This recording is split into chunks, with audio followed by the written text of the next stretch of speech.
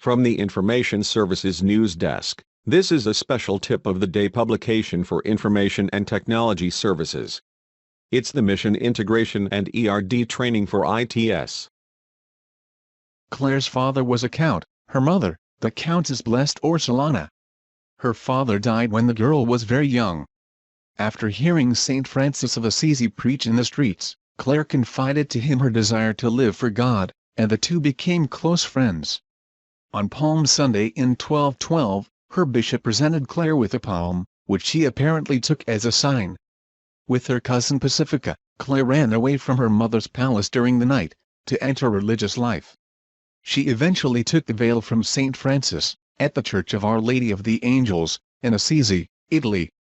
Clare founded the Order of Poor Ladies, Poor Clares, at San Damiano, and led it for 40 years. Everywhere the Franciscans established themselves throughout Europe, there also went the Poor Clares, depending solely on alms, forced to have complete faith on God to provide through people. This lack of land-based revenues was a new idea at the time. Clare's mother and sisters later joined the order, and there are still thousands of members living lives of silence and prayer. Clare loved music, and well-composed sermons.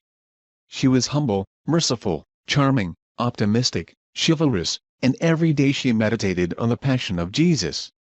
She would get up late at night to tuck in her sisters, who'd kicked off their blankets.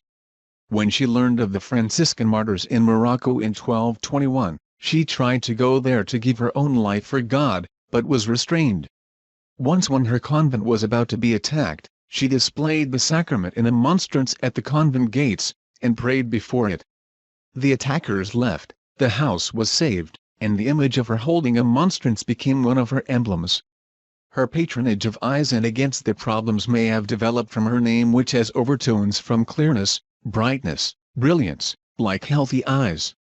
Toward the end of her life, when she was too ill to attend Mass, an image of the service would display on the wall of her cell. Thus her patronage of television.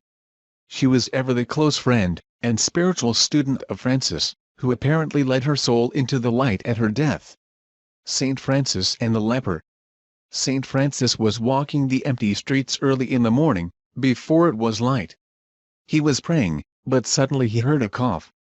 There was a dark man in front of him. Saint Francis looked at him, and noticed the signs of leprosy on his body. There was a purple lesion above his lip. The man was sick. Initially, Saint Francis felt fear, and a desire to run away. But this was replaced by his desire to help the people of that town.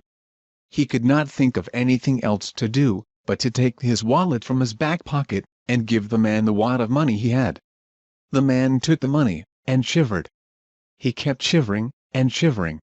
He was very thin, and very cold. Saint Francis could see that he had not really met the man's fundamental need. "What can I do now?" he asked the Holy Spirit. Then Francis took off his jacket, and gave it to the cold man. Then Saint Francis noticed the man's eyes. They still cried out a need. They were watery with mucus. Saint Francis still had not met the man's most fundamental need. Again he asked the Holy Spirit. "I have overcome my initial fright. I have given this man all my cash.